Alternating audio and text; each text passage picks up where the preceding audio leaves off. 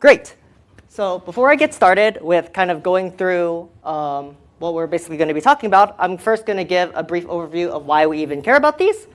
This talk is primarily going to be divided into like two parts. We're going to, for the first half, we're going to talk about explainability and specifically Shapley, if anyone knows what that is. The second half of the talk, we'll talk about more mechanistic interpretability. So I'll try and cover just a broad overview of what the field normally entails. And then in each one of these subcategories, we'll try and go over some applications as well. And where I see fit, I'll also tie into my research. Great. So why do we actually care about explainability and mechanistic interpretability in AI? Well, the past couple of years, we've kind of seen a rise in like AI models. This is kind of just a cool figure that I pulled off from the interwebs.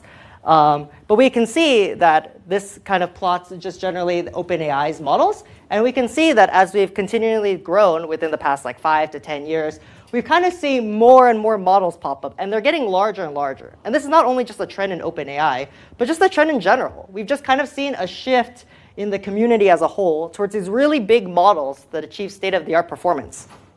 Now, why does this necessarily matter? Well, these models are doing a really great job, but they're getting so big. And it's really hard sometimes to figure out what these models are actually learning. So I'd like to highlight a couple of examples from this chart. For example, some of GPT's latest open source models contains about 120 billion parameters. So this is in the field of like NLP. In vision specifically, Google DeepMind released a paper on scaling vision transformers to 22 billion parameters. So that's kind of the scale that we're working with here. And it's not even just in the classical fields, right? In like more bioscience related, there's also like protein language models. This is specifically ESM3. This is trained on 2.78 billion natural proteins and has a model size of about 96 billion. So we're kind of seeing that, honestly, these parameters are kind of out of the scope of like what we humans can process. But even still, they seem to be doing something. So the fundamental question we have to ask ourselves today is, while these models are scaling, does our ability also explain them also scale? And I don't know if that's exactly clear based on what we've kind of talked about as a whole and probably what you've talked about in this class. So today, I hope to make that just a little bit more clearer. Before actually getting into the meat of it, I first want to talk about what it means to be interpretable as a machine learning model. And so I'm going to tell you that there are some machine learning models that are actually interpretable out of the box. For example, this is a decision tree that I have here, which kind of tells me what exactly I want to do with my time. Do I want to stay in? Do I want to go to the beach, go running, or go to the movies? Now, I would argue that this decision tree is very interpretable because depending on what option I choose, I exactly know how I got there. Right? For example, if I want to go to the movies, I can very clearly see the path that I took in order to go to those movies. So if I wanted to actually update this model, it's very easy to update, and I know exactly what I'm doing. I would also argue to you that linear functions are also interpretable. I know exactly what's going to happen to the output of y if I change x1, x2, or x3. For example, if I increase x1, I expect y to go up. If I decrease x2, if I increase x2, I expect y to decrease. So I know exactly how these relationships are. I have an exact mapping from input to output. Now, as we move into the world of like more larger models and more deep learning models, I'd like to coin something called a black box model. Now, what might be an example of a black box model? Maybe this, right? Maybe I have a model which takes in a set of input features and tries to predict the probability of heart disease. I would argue to you that this model is not very interpretable because while there is a mapping from input to output, I don't exactly know like how I got there. I just know that I get there. And so you can imagine this is a really big problem. Imagine like you're working in like the medical field, right? And instead of walking into the doctor's office, you're actually just talking to ChatGPT. And it tells you have cancer, right? That's not exactly really good. It doesn't really matter if the model is like 98% right. That 2% is always going to really scare us. And so it's important that we not only have the predictive power in order to be able to explain these models, but we're also able to actually interpret them. So how might we go about trying to interpret these models? Well, broadly speaking, I'm going to try and cover a class of interpretability methods known as Shapley. So Shapley basically aims to correspond my input features to how I actually got to my decision. So broadly what it does is it kind of breaks up my inputs into sort of these, what I'll coin as feature attributions.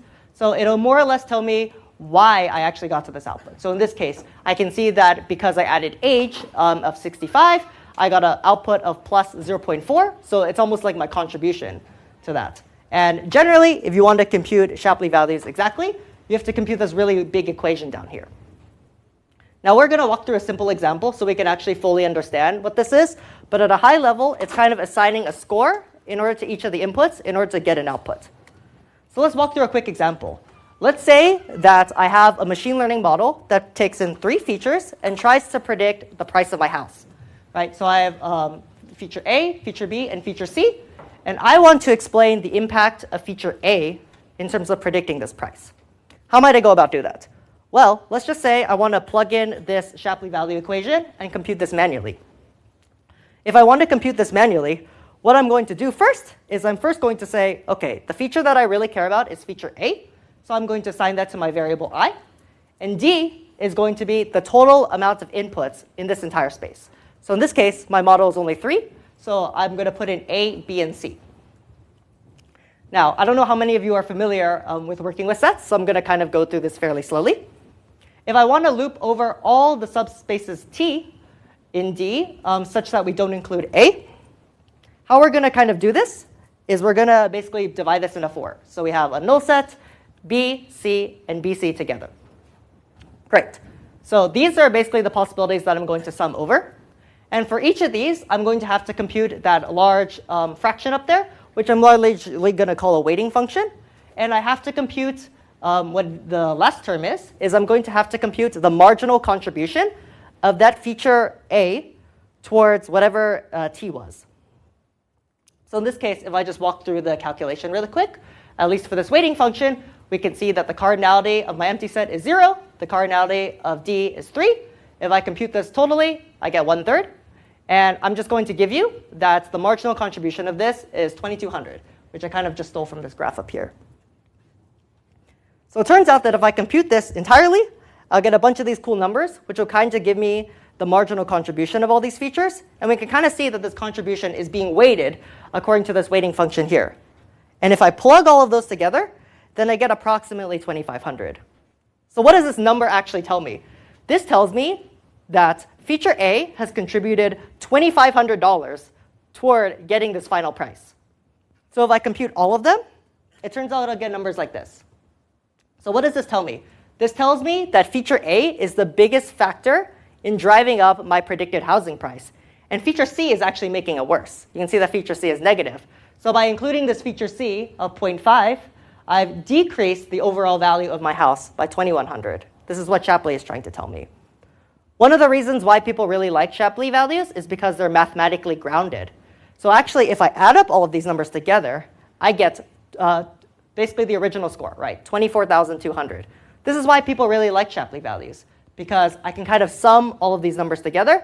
And so I kind of have, I kind of know exactly what feature is contributing to what. Yeah? Can you explain how we get a Shapley value by no feature, and what does it mean, no feature? Is it like not touching any current input, or? Right. In this simple example, I have defined like no features as just like, we can think about this as like our base house price.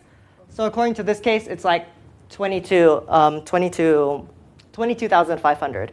In the real world, it might be like, OK, if I have an image, what's the value of like all masks or something? It's just some reference value that we're starting from.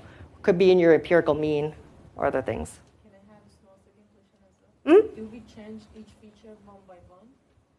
Yes. So you have to, if you see here, we kind of are, at least in my example, I've told you what the prediction power of the model is for all 3 features, for 2 features, for 1 feature, and for no feature. There are ways to do this in like modern machine learning, because obviously you have like a fixed input length. If you want to do this for images, one pretty popular way is just using like a mask token, or an NLP is to use the mask token. Anyone else have a question about this? Great. So if I basically walk through these calculations for everything, guess that was the last one. I basically have all of these features here. But one big con about this method is that it's really slow to compute.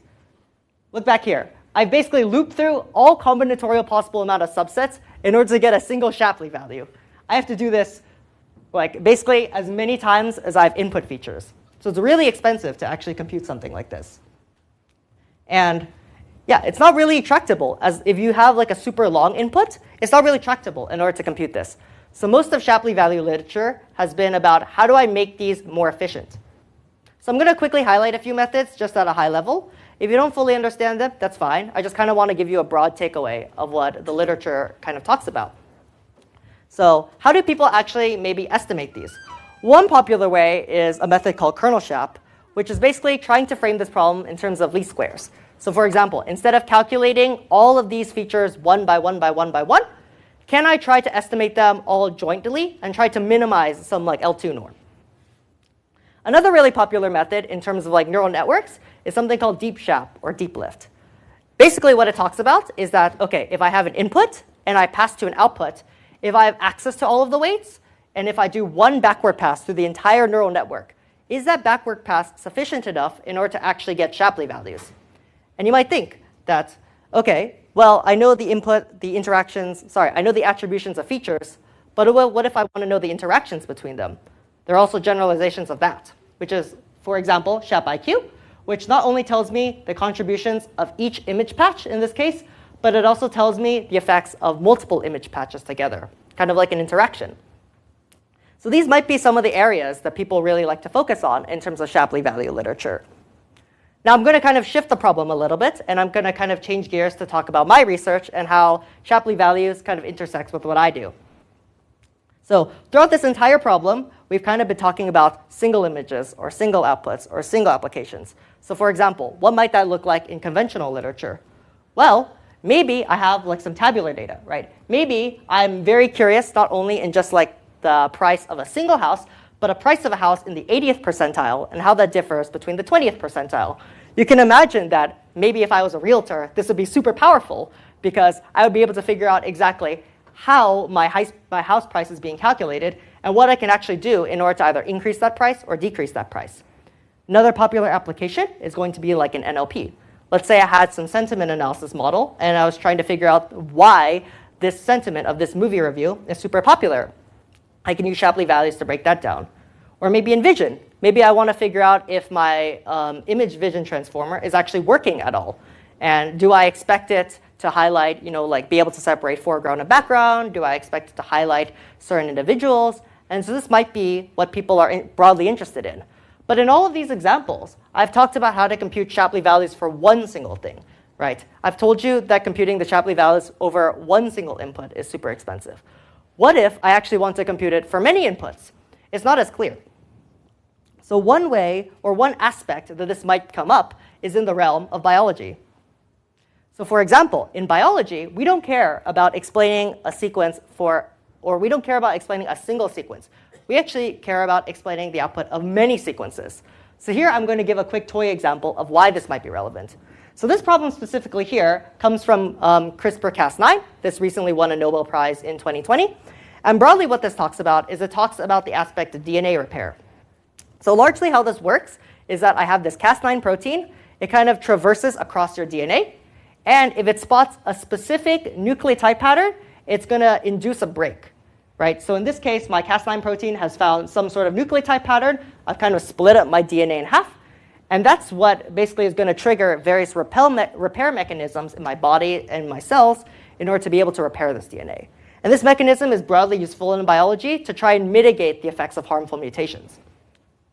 Well, what the Nobel Prize basically said is it basically said that we can use this natural repair mechanism in our body and use it for stuff like genome engineering, or basically how do we engineer like better genomes? But it's not super clear how this could even be done, right? In some sense, I've kind of told you that there exists a protein in the body. It traverses DNA, and it splits at some point. It's not even very clear like if this is reproducible or not. How can we be sure that such outcomes are even predictable? And it turns out they are. It turns out that depending on the nucleotides around this cut site, it turns out that we can actually predict what happens. And so this is kind of read as like a probability, right? The probability of success with getting rid of a harmful mutation.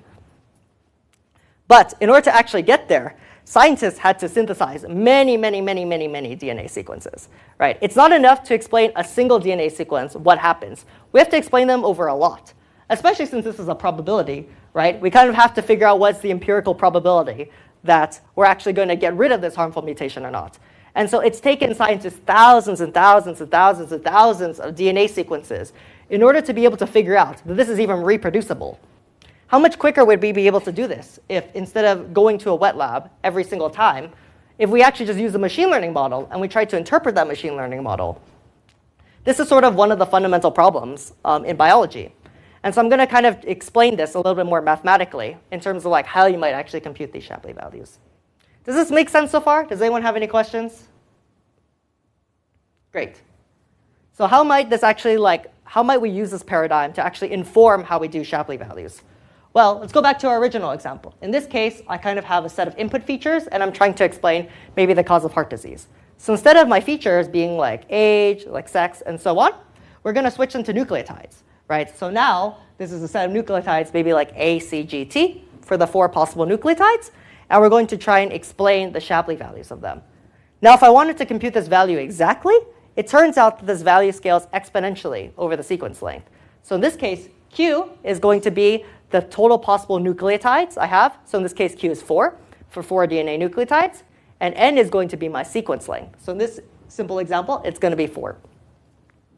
So this might be the computational complexity you pay in order to explain Shapley values over a single sequence. Now, what happens if you want to explain it over p many sequences? Well, it's just simply p times q to the n. And here you can see why this gets so expensive to actually compute. It's not only an exponential computational complexity, but you have to pay this complexity for every single sequence you want to explain. And in biology, that's simply not good enough just to explain one. And so the question that my research serves to answer is, in these domains, are we actually able to amortize, or are we able to basically significantly speed up over thousands and thousands of sequences? Are we able to speed up their computation of Shapley values? One way that you might consider going about doing this is you might consider, OK, instead of using this black box model and doing this input-output relationship, what if instead I approximate this model using some surrogate function? Or put another way, what if I create a global sketch of this model that's really computationally cheap, and for every single Shapley value or Shapley interaction I want to compute, I'm simply going to take that global sketch and I'm going to map it locally to every single explanation. That's kind of where my research lies. And so it turns out that it actually is possible in order to do something like this. And surprise, surprise, it goes through the Fourier transform. So if I actually were to do this for every single possible sequence, and I want to use, say, ShapIQ, it takes around 81 days to compute this, which is kind of ridiculous. So one way that my research aims to circumvent this is to kind of approximate this using the sparse Fourier transform. So I'm going to take this model. I'm going to compute its sparse Fourier transform, which is going to create my global approximation of this model. And using that global approximation, I'm going to map all of these explanations locally, which is going to make this algorithm run super fast. Now, why might we actually want to use a sparse Fourier transform? Or how do I even know that this global sketch is actually correct? And the reason why this global sketch is actually correct is because many, many biological sequence models are actually sparse. So I'm going to walk through a couple of examples. Right? In panel A, you can see that this is kind of my same DNA repair landscape. And it turns out that I actually expect this to be sparse because I should not just treat these as like a string of nucleotides or a string of amino acids. But actually, they do have some 3D structure. There is some physical property associated with this. And this 3D structure and its interactions with other 3D structures are actually what gives rise to function. So in this case, in this DNA repair landscape, I know that the majority of interactions are going to happen around this cut site. And the further you get from that cut site, the less interactions you're going to have. Or maybe if you're interested in like RNA binding, I know that the majority of interactions are going to happen around the binding site. Or maybe if you're interested in proteins, I know the majority of the interactions are going to happen in close proximity in 3D structure or from the biochemical properties of my amino acids. And so if you actually open up one of these LLMs, for example, like in a protein language model, we can actually see if my x-axis is sparsity, we actually see that there's regimes in this protein language model that are actually fundamentally sparse, which enables super cool algorithms in order to be able to maximize the sparsity in order to be able to use it for something.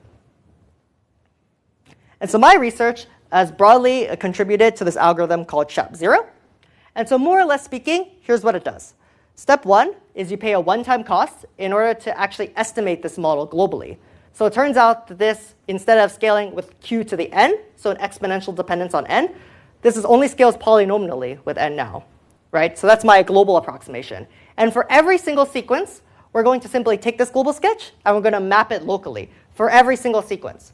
And it turns out that this global to local mapping, after I have this step 1, we can basically explain this model for essentially free. Actually, we ran some numbers on this, and we found out that we can explain these models up to 1,000-fold faster than ShapIQ, which is kind of crazy to think about. And so what has this actually enabled? Well, this has enabled kind of the same biological findings that we would have seen if we were doing it in a wet lab. So for example, SHAP0 correctly identified that the interactions are primarily around the cut site, interactions primarily around the binding region, and interactions with respect to structural stability, which is both a combination of 3D structure and biochemical properties.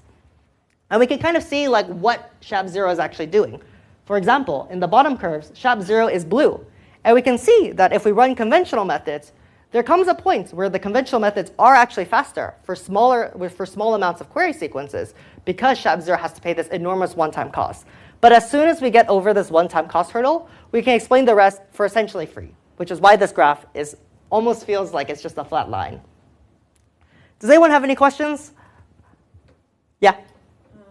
My only question is, like when you said you want to explain the whole sequence, are we treating a whole sequence as like an image that we pass it through the network as one thing, or you're treating ACGT like protein sequences each differently as a different feature? Great question. If I want to explain a single Shapley value, it's what you described the first time, where I have a single image, I pass it into a model, and I want to explain this. Where this notion of multiple sequences comes up is if I want to explain Shapley values over many sequences. So for each sequence, I'm going to take that sequence, I'm going to pass it into the model, I'm going to get an explanation. And I'm going to basically for loop this for as many sequences that I have. So the analogy with like image and output is still the same. It's just now, it's not just a single image, it's multiple images. And what are the relation between those multi-sequences?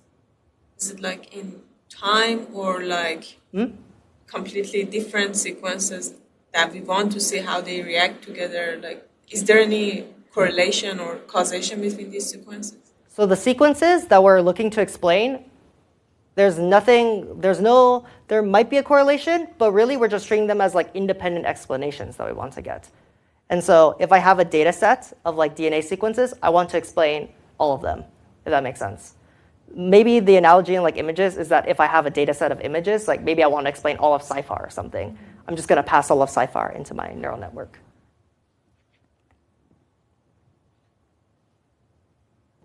Great.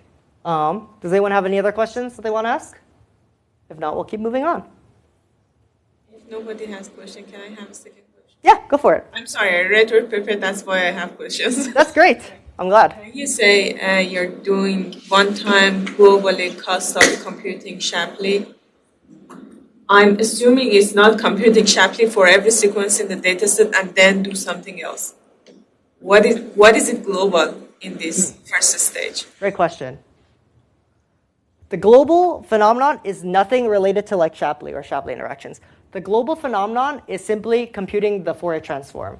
The Fourier transform is a global approximation of my entire model. So this is a global explanation. Shapley values are local. So the way that we actually do this is we take this object which seemingly has no relation to Shapley values, and we simply map this approximation to every single sequence. That make sense? Yes. Great. Awesome. So I've kind of talked about some of my research. I've talked about some of the current research when it comes to Shapley explanations. Now I'm going to quickly talk about the limitations of them. The first limitation is that these methods are often model agnostic.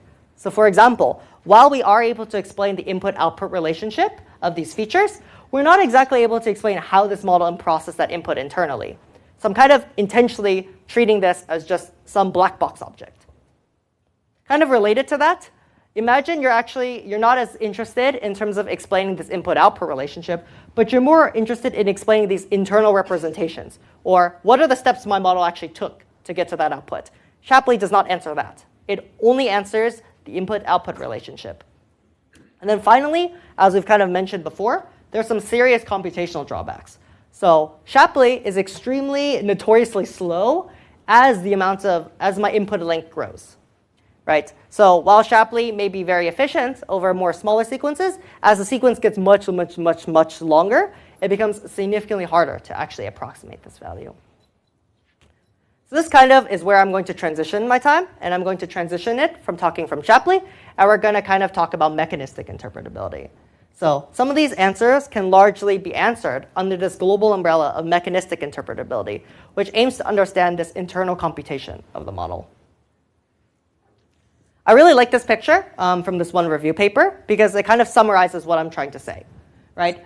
On the left square, we kind of see what Shapley's talking about. Right? I have this input-output relationship. I'm playing some sort of games with it, and I'm able to figure out what is the contribution of all of these. Mechanistic interpretability aims to actually open up these black box. So not only are we trying to figure out this input-output relationship, but we're trying to figure out the paths that we actually take in order to actually get to our output. Kind of my first stop that I'm going to talk about with mechanistic interpretability is this notion called a sparse autoencoder. So what sparse autoencoders look to do is they are specifically applied to transformer models. At least most broadly, they're applied to transformer models. And kind of what these do is just kind of take a single layer embedding and try to explain that. Right? So in this case, I kind of see that after applying like the embedding and the attention and going into the residual stream, I'm actually able to get this residual stream X. And I'm basically just learning an autoencoder that maps me from X back to its reconstructed version, where H, which is my latent space, is super massive. And I hope, because this latent space is extremely massive, I'm actually able to sort of disentangle what this transformer is learning. So I'm going to kind of draw it on the board, kind of like what these vectors are, because I think it's a little bit more informative.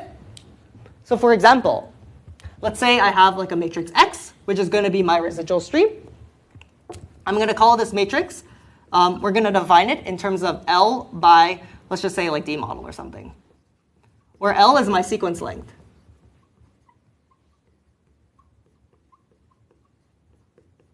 Right? So that's where our X is coming from.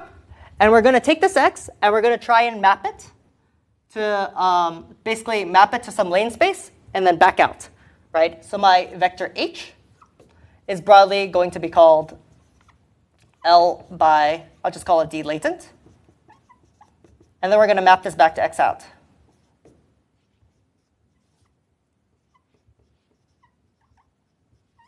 So broadly, what this would look like if I actually draw it like pictorially is I might have X, right, gets mapped to some autoencoder, gets mapped out to some H, and it maps back.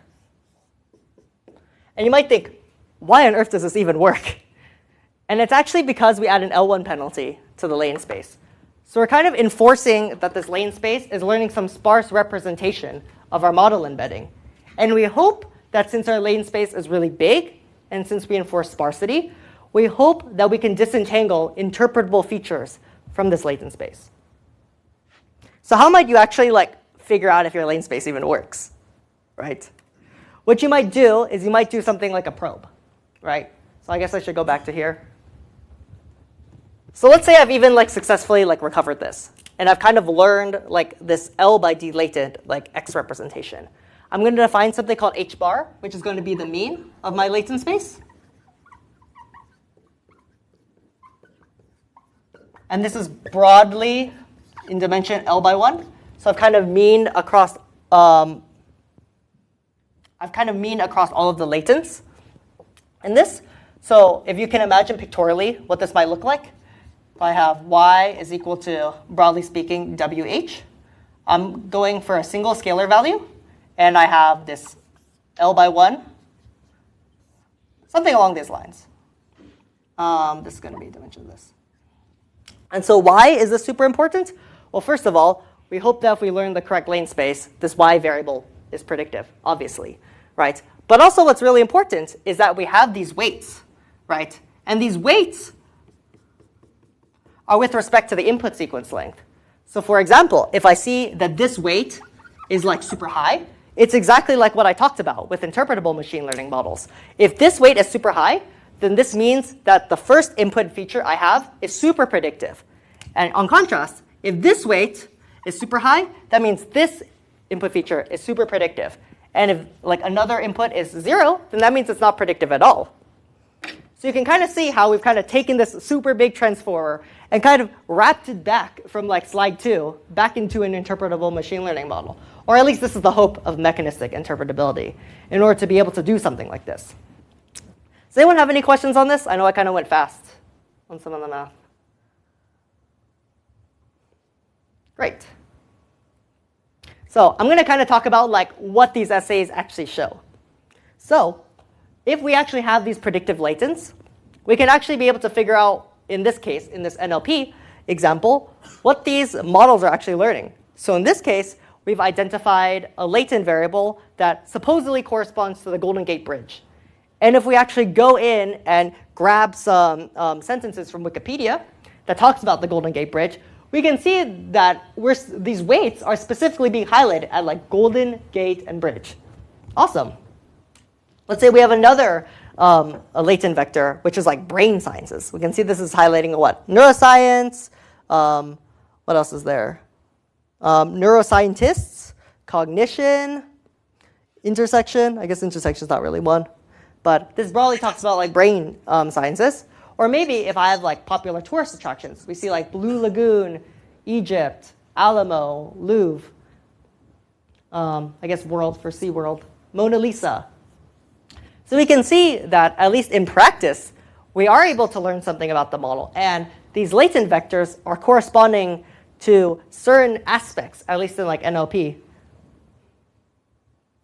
This is also not just a phenomenon in NLP as well. In biology, some people have basically done the exact same thing, but tried to interpret these large biological sequence models, right? So in this case, maybe some part highlights like a disordered region, maybe some part highlights a secondary structure, and so on and so forth. I'm actually going to quickly take you to this website from this paper, which is largely this. And here we can kind of see that given like a set of proteins, we're actually able to use these latent vectors in order to see what it's learning. So in this case, we have something called a beta barrel. And if I actually open up one of these, or not,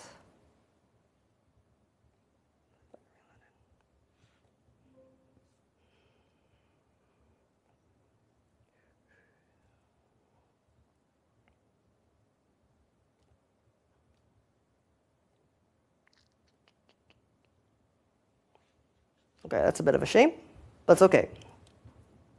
Basically, what we can see is that all of these proteins that are being highlighted are in fact beta barrels, which is kind of that circular cylindrical shape. Maybe let me click another one. There's one about, let's say, antibody disordered. Let's see if this clicks.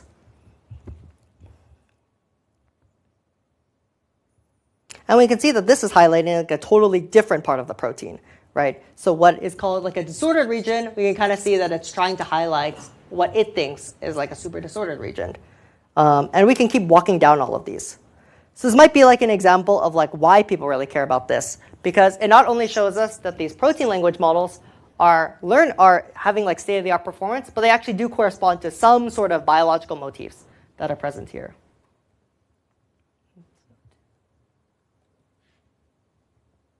Great. And kind of one step above from like a sparse autoencoder is this notion of a cross-layer transcoder. So broadly speaking, what this is I told you that the SAE largely is with respect to a single layer. What a cross-layer transcoder does is it aims to get relationships across the entire transformer. So in this, instead of just at every single layer, we kind of replace every single layer with this cross-layer transcoder, right? So it's almost like an SAE at every layer. And so the advantage of this is that we're now able to actually path in every single layer what is the computation that's exactly going. And we could kind of probe it the exact same way. So I have this quick example here where we have this prompt, right? It says the National Digital Analytics Group, parentheses. And the correct answer should be DAG, because we're trying to get like an acronym. Or in this case, it's like NDAG, but we've given it the N. And so we kind of see what's going on in here. Broadly speaking, if I were to walk like from like bottom up, my model thinks that it should be Digital Analytics Group. It's highlighting the first character of every single one. it's kind of putting the DA first together, and then it's putting the DAG together. So we can kind of see like how these transformers are actually reasoning now, which is pretty crazy to think about. So if this link works, I'm going to try and walk through a simple demo of what this might look like in practice. I have this website open, but I haven't had much luck yet. OK.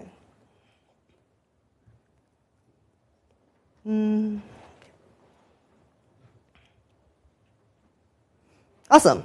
So here we have this transformer. And I gave it the input, the capital of the state containing Dallas is. I expect it to say Austin.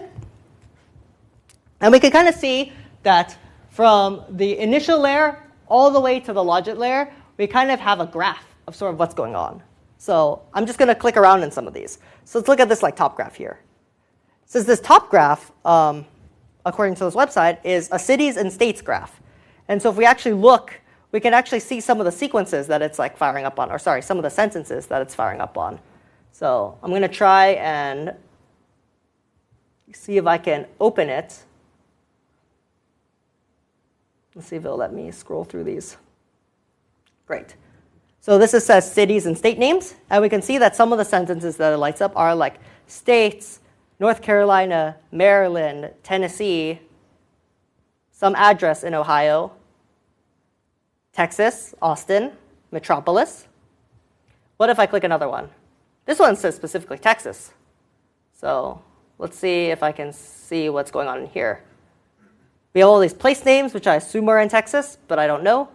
Blue Ridge, Pottsboro, I assume those are in Texas. I see the word Texas. I see United States, Southeast San Antonio. Let's just click one more for fun.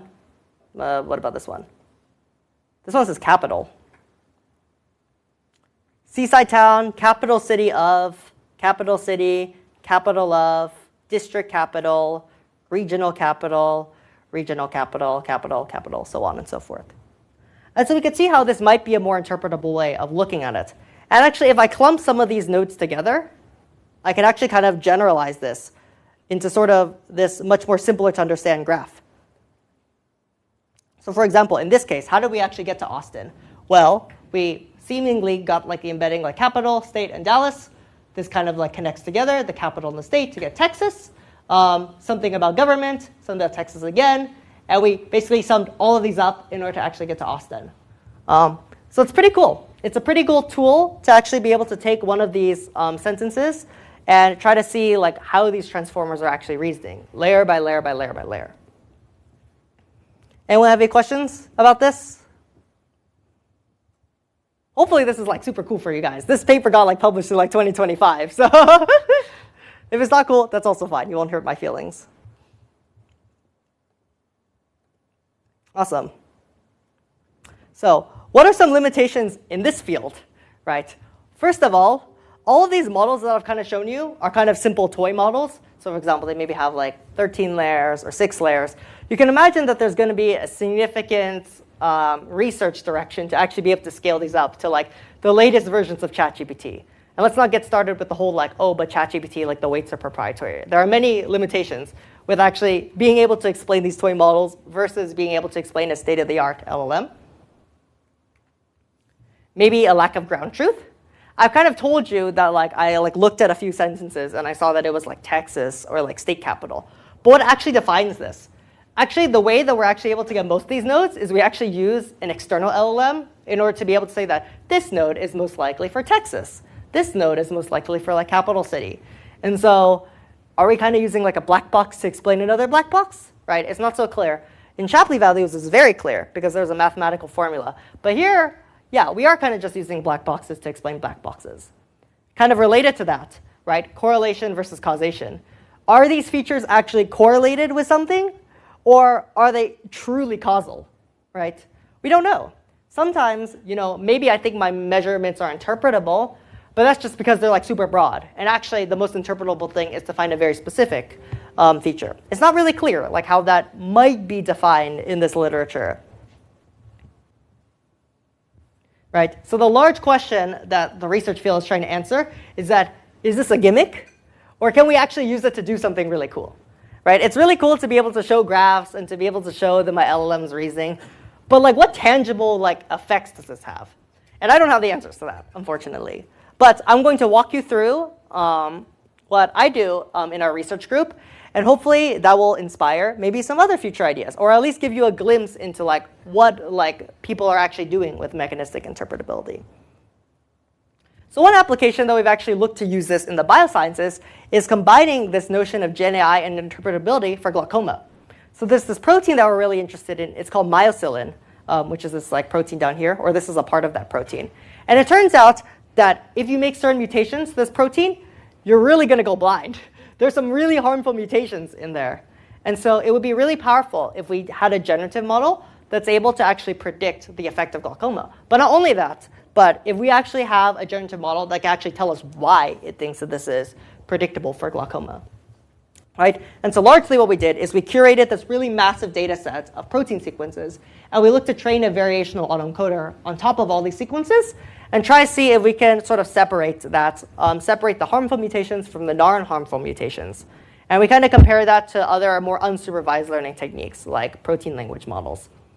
And largely what we found is that our variational autoencoder on the set of all known mutations to cause blindness and not, there's a dramatic difference, right? Our variational autoencoder achieved 31 out of 32 compared to all these other unsupervised methods, which are more like 22 out of 32. And so if we actually analyze where in the structure our model is making predictions in, we can kind of see that it's concentrated around what's known as a beta propeller, or basically all of these cool sheets and folds is more or less where our model is actually concentrated at.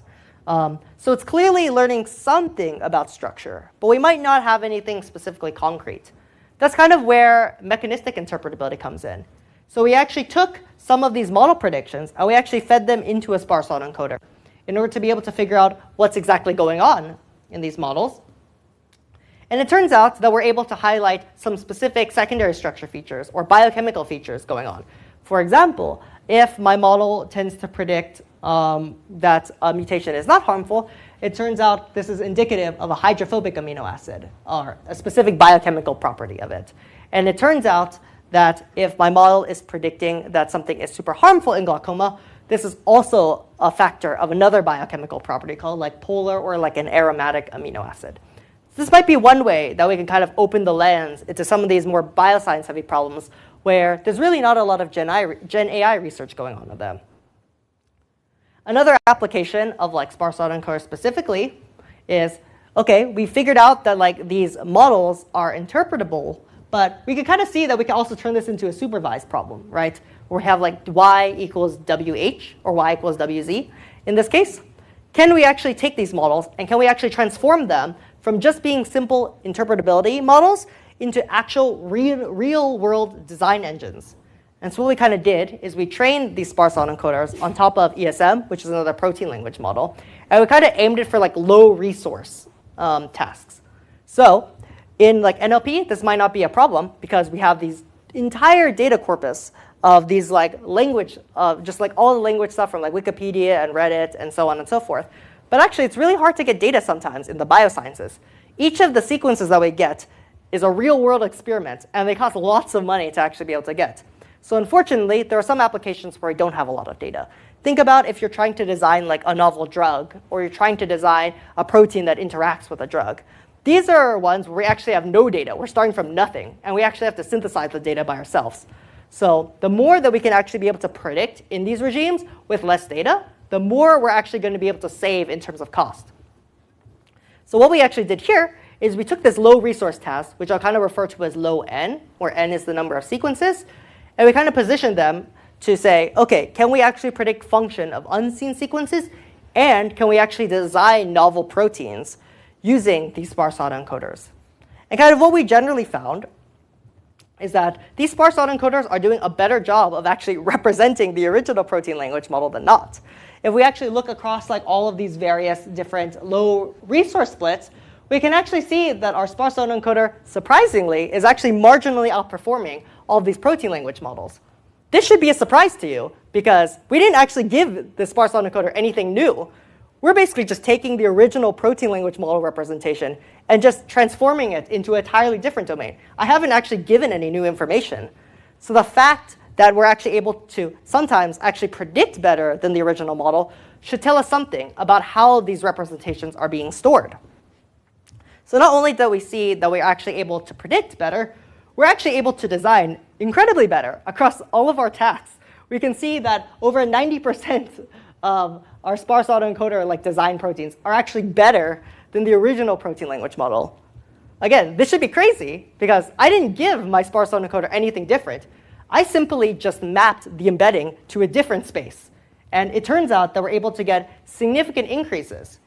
And the reason why this is maybe surprising, or if we think about it for a little bit longer, it might be intuitive, is because we're actually working in this domain of low resource, right? If we only have, let's say, like 8 sequences, 24 sequences, 96 points of data, it's actually important that our model is able to disentangle the features that are corresponding to function, right? So because we're working in this low data regime, it's actually advantageous to have models that are able to disentangle this, rather than models that are kind of jamming everything into a single embedding space. So what we actually did is we actually analyzed some of these proteins that we designed, and we actually do see that these latents highlight specific regions. So for example, maybe if I'm targeting like a protein that's well known to be active around its active site, it highlights that. I have binding sites, I have various other secondary structures that are going on. And so not only does this show me that I can reposition a sparse autoencoder to doing something real world, but these real world things that it does still have this notion of interpretability kind of backing its problem. So I'm going to give a quick summary, and then we hopefully should have enough time for some questions, or at least for some discussion. So broadly speaking, what I talked about in terms of my research is I broadly covered Shapley explanations as well as mechanistic interpretability. Right? The quick summary of Shapley explanations is that we're actually able to attribute these features and interactions to model predictions. They're mathematically grounded, but they're really expensive. Mechanistic interpretability is on the other total side of the spectrum, where it tries to expose the underlying mechanisms of these neural networks. And actually, we see that it actually scales surprisingly well in our toy examples. But there's a lack of validation in terms of all of these. So maybe if I pass the mic off to you guys, what might you think some future research directions be in terms of either of these domains?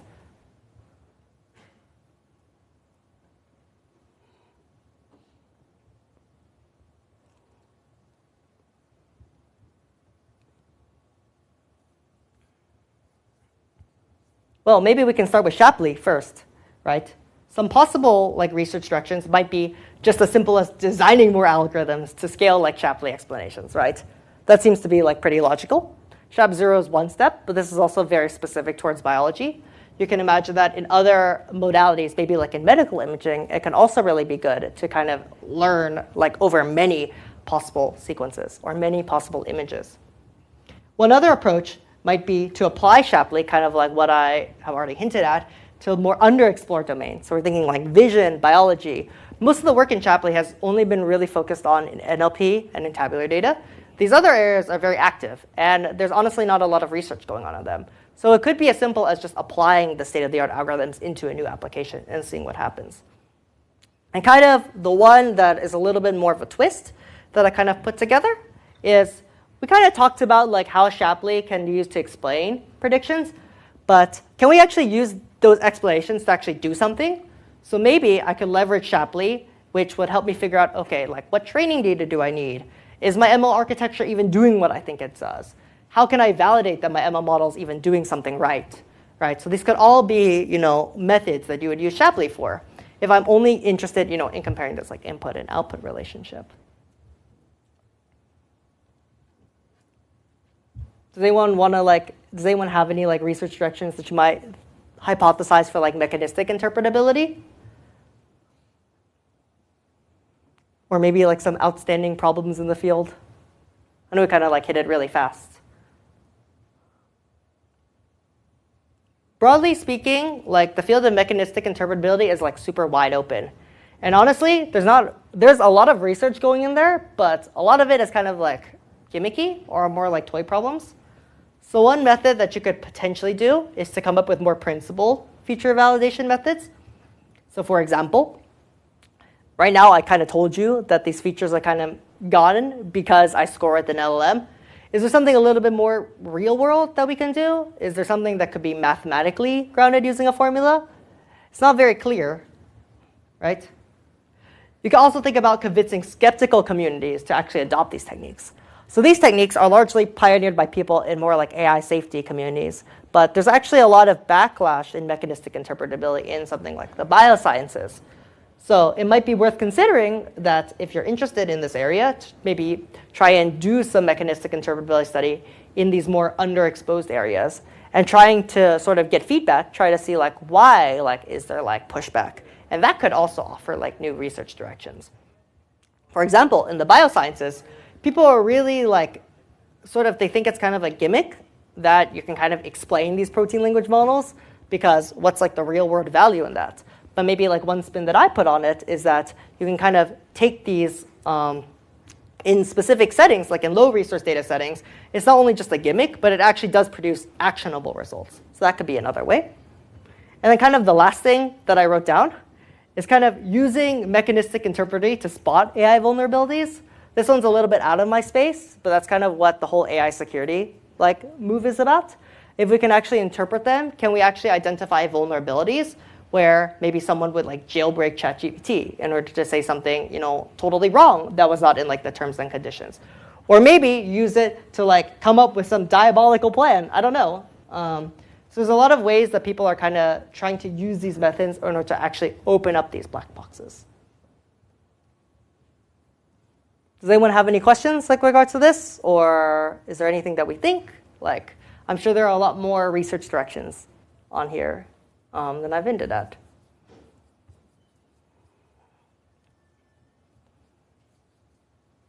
Cool. If no one has anything, I think that's all I really prepared for this talk. I hope that you were able to take away some notion of Shapley. I hope you're able to take away some notion of mechanistic interpretability. I hope that you're able to figure out if you want to work in this area, how you might want to do it. So this is really about all I have. I guess as a last thing, I'll kind of just throw in a plug. If you ever want to chat with me, or you just want to explore all the research I do, you're more than welcome to either talk to me after this class, or just reach out to me email, or any one of my various socials. If you're interested in either just have a question about something I've done, or are maybe interested, maybe you have some cool application that you want to apply it to, or maybe you're just interested in doing a collaboration, I'm always happy to chat. Anyways, that's what I had prepared for this talk, though. So thanks, guys.